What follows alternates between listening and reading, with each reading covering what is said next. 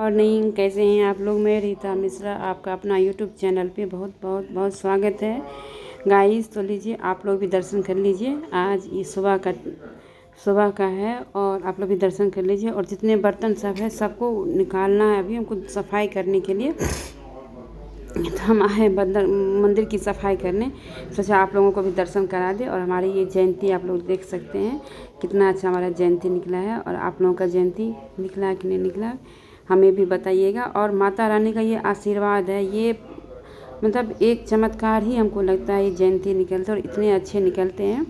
और जितने सारे कल आरती सब हुआ था सब बर्तन से सब इसको कभी हम सबको इकट्ठा करेंगे बाहर में और इसको सबको धुल उल के रख लेते हैं। क्योंकि हम व्रत में ही रहते हैं और साफ़ ही रहते हैं, तो नहाने से पहले हम ये सब धुल लेते हैं। क्योंकि 2-3 बार नहाना हो जाता है और उतना गंदा भी नहीं होते हैं, बाथरूम सब भी जाना कम होता है। और 9 दिन का फास्ट भी चल रहा है, तो हम तो अभी ऐसे ही साफ़ हैं। तो नहाने से पहले हम सब धुल धाल के सबको रख लेते हैं अच्छे से। कि बहुत सारे बर्तन हो जाते हैं नवरात्र में, आरती के 2 हो जाते हैं, दिया 3-4 हो जाते हैं। तो सबको अच्छी तरह से धो लिए हैं। और धो करके ये देखिए फूल। और इस नवरात्रा में ये गुड़हल का फूल मतलब सबसे अच्छा माना गया है देवी के लिए, तो गुड़हल का फूल। लेकिन इससे जब नवरात्र नहीं शुरू हुआ था बहुत डलिया भर भर के गुड़हल का फूल होता था। अभी आपको 2-3 ही मिलता है, बहुत मिलता ही नहीं है। और मेरा व्रत में ठंडा ठंडा पानी पी तो मेरा गला भी ख़राब हो गया है।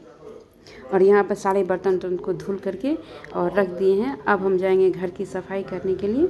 अंदर में झाड़ू लगा दिए हैं, अभी सिर्फ हमको पोछा लगाना है। तो सोचे पहले ये बर्तन सब धुल लेते हैं और यहाँ भी हम धुलाई करते हैं।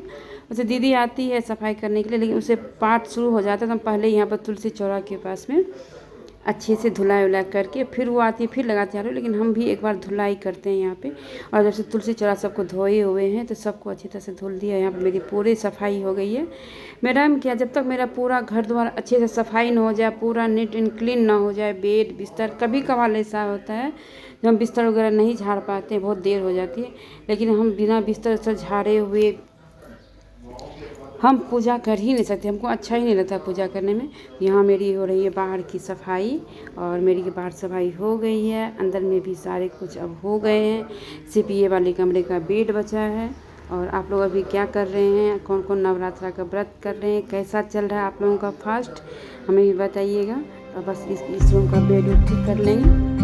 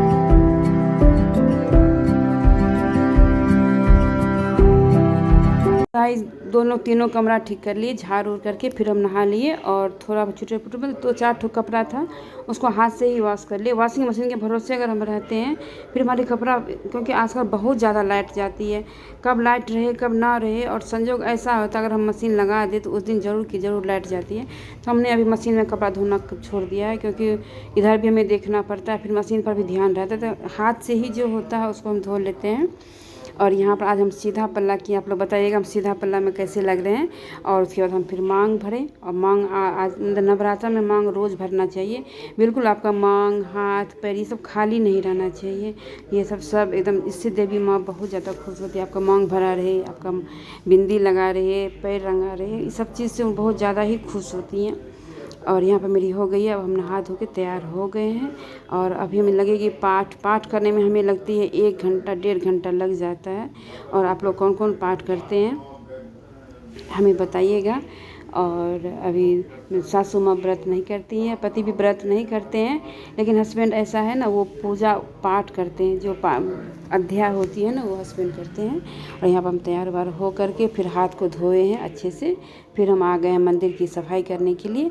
और यहाँ पर बहुत कम ही फूल चढ़ाते हैं जिससे सफाई करने में दिक्कत ना हो, क्योंकि हम लोगों में ऐसा है ना, आप लोग अपना अपना सबका होता है। हम लोग को जो है ना लेडीज़ जयंती नहीं छूती है, इसीलिए हम लोगों को जेंट्स ही जयंती का पूजा करते हैं।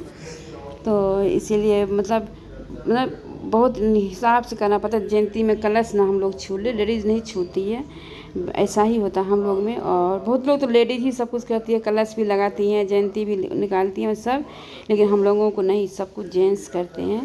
तो यहाँ पर हम कर लिए पूजा वूजा, पूरा पोछ उछ करके अब हम कर रहे हैं पूजा। और आप लोग बताना आप लोगों का नवरात्रा कैसा चल रहा है, आप लोग नवरात्रा में क्या क्या खाते हो, कैसे कैसे आप लोग पूजा करते हो, कहाँ कहाँ आप लोग घूमने जाते हो, प्लीज़ हमें कमेंट करके ज़रूर बताइएगा। तो आइए देख लीजिए मेरा पूजा।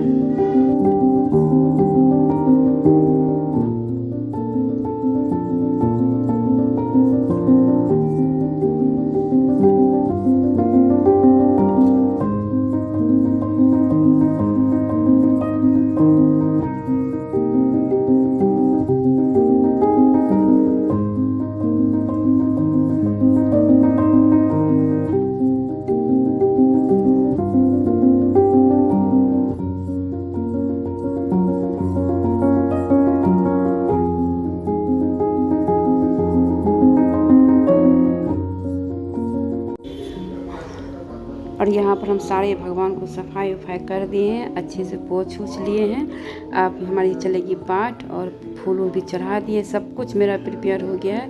मतलब ये सब करने में हमें आधा घंटा लग जाता है। सबको साफ़ करो, पूजा करनो, धूप दीप मतलब फूल पान ये सब चढ़ाओ, चंदन टीका करते करते हमें इतना ज़्यादा टाइम हो जाती है और इसलिए हमें लेट हो रही है पाठ करने में। और हस्बैंड अभी है, जब हम पाठ करके उठेंगे तब वो बैठते हैं, इसलिए जितना जल्दी चाहते हैं हो जाए, लेकिन होता ही नहीं है जल्दी। कोई काम ऐसा नहीं है जो मतलब छोड़ दो, होता ये भी कर लो ये भी कर लो पूजा शुरू होने से पहले।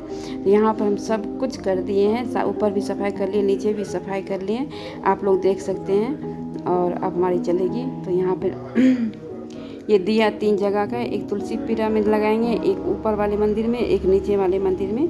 तो 3 दिया मेरी रोज़ घी की जलती है। और अभी हस्बैंड भी पूजा करेंगे, तो मतलब जब तक हस्बैंड का पूजा होता है अखंड ज्योत हम नहीं जलाते हैं, जब तक हस्बैंड का पूजा होता है तब तक मेरे घर में दिया जलता है। मतलब 1-2 बजे दिन तक दिया जलता है, फिर अपने आप बंद हो जाती है, तो उसके बाद फिर दोबारा नहीं जलाते, फिर शाम में ही आरती करते हैं। ऐसा हम नियम नहीं रखे हैं अखंड, क्योंकि ऐसा होता है अकेले देखने वाले, बाई चांस किसी भी दिन अखंड ज्योत खंडित हो जाए, ये बहुत ज़्यादा ही पाप देते हैं। इससे अच्छा ऐसा नियम करो जो आपको सब दिन चले। तो यहाँ पर हम दिया जला दिए हैं और यहाँ पर ऊपर भी दिया जला दिए हैं। अब हमारी स्टार्ट होगी पाठ।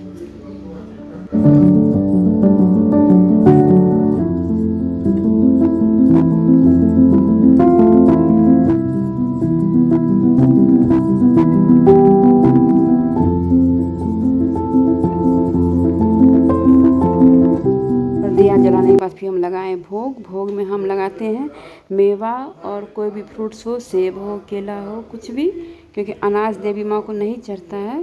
तो मेवा में आपको काजू, किशमिश और लौंग, बादाम, मतलब यही सब मिला के 5-6 तरह का आपको ड्राई फ्रूट्स, और सबसे मेन होता है नारियल तो इनको रोज़ भोग में लगता है। और नारियल के बगैर तो देवी माँ का भोग कंप्लीट ही नहीं होता है। तो आप लोग देख लीजिए, हमारी जयंती का भी आप लोग दर्शन कर लीजिए। और इतना अच्छा लगता है इस टाइम में पूजा करने में, मतलब बिल्कुल ही इच्छा नहीं होता पूजा छोड़ के और कोई काम करे। अगर मेरे पास कोई काम ना रहे तो हम दिन भर देवी माँ के ही पास बैठे रहे, इनसे बात करते रहे, हमें बहुत अच्छा लगता है। जब धूप दीप जल जाती है, उनको भोग लग जाती है, लगता है ऐसे सच में वो खा रही हैं। ऐसा पता नहीं अपना अपना भावना होता है, हमारे मन में ऐसा आ जाता है जो वो सच में खा रही हैं। और यहाँ पर अब हम चले हैं पाठ करने के लिए। तो हमारा ब्लॉग आप लोगों को कैसा लग रहा है, ये पूजा पाठ ब्लॉग है। और आज कुछ ज़्यादा ही ब्लॉग में नहीं डाले थे, झाड़ू पोछा सबका, और पूजा करने के बाद हम सीधे आ गए किचन। और किचन में ये बन रही है बंधा गोभी की सब्ज़ी बिना लहसुन प्याज की। और ये जो आप तेल देख रहे हैं कुछ ज़्यादा ही तेल पड़ गया था। तो यहाँ पर मेरी आलू बंधा गोभी की सब्ज़ी बन रही है। तो यही रहा आज का ब्लॉग। तो आज का ब्लॉग आप लोगों को कैसा लगा है, अगर पसंद आई हो तो लाइक शेयर और सब्सक्राइब जरूर कीजिएगा। और ये बंधा गोभी की सब्ज़ी बनेगी, दाल चावल रोटी ये सब बनेगी। तो दाल भी मेरी बन गई है, अब सिर्फ चावल लगाना है और गरम गरम रोटी बनाना है। सिर्फ माँ और हस्बैंड है खाने के लिए, उनकी भी हो रही है पूजा। फिर मिलते हैं अगले ब्लॉग में।